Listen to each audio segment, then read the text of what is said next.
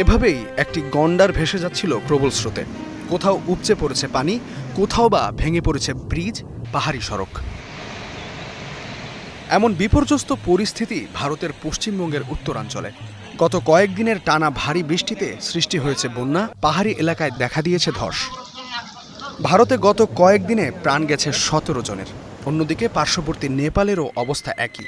টানা ভারী বৃষ্টিতে প্রাণহানি হয়েছে অন্তত 47 জনের। হয়েছে ব্যাপক ক্ষয়ক্ষতিও। প্রবল বর্ষণে ভারতের শিলিগুড়ির সাথে যোগাযোগ বন্ধ হয়ে গিয়েছে দার্জিলিং ও সিকিমের।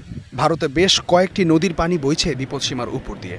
দার্জিলিং, কালিম্পং, জলপাইগুড়িতে জারি করা হয়েছে সতর্কতা। বাঁধ যেটা আছে জায়গায় জায়গায় ক্ষতিগ্রস্ত, সেটা জরুরি ভিত্তিতে মেরামত করতে হবে।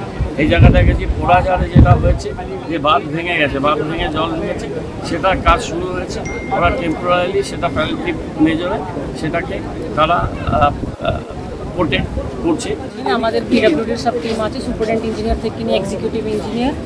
এখন যেটা মিরিক সঙ্গে কানেক্টিভিটি লস হয়েছে, সেটা নিয়ে আমরা ভাবছি কীভাবে রিজিউম করা যাবে। এদিকে নদীর পানি উপচে নেপালের রাজধানী কাঠমান্ডুর অনেক ঘরবাড়ি, যানবাহন পানিতে তলিয়ে গিয়েছে। নিহতদের মধ্যে গত শুক্রবার থেকে এখন পর্যন্ত 38 জনেরই মৃত্যু হয়েছে ভূমিধস ও বজ্রপাতে, আর পানিতে ভেসে গেছে 9 জন। শুধু ভারত আর নেপাল নয়, প্রাকৃতিক দুর্যোগের কবলে পড়েছে প্রতিবেশী চীনও। রোববার দেশটির হাইনান প্রদেশে আঘাত হানে টাইফুন মাতমো। বৈরী আবহাওয়া দেখা দিয়েছে ভুটানেও। ইস্তিহাদুল মাহমুদ, স্টার নিউজ।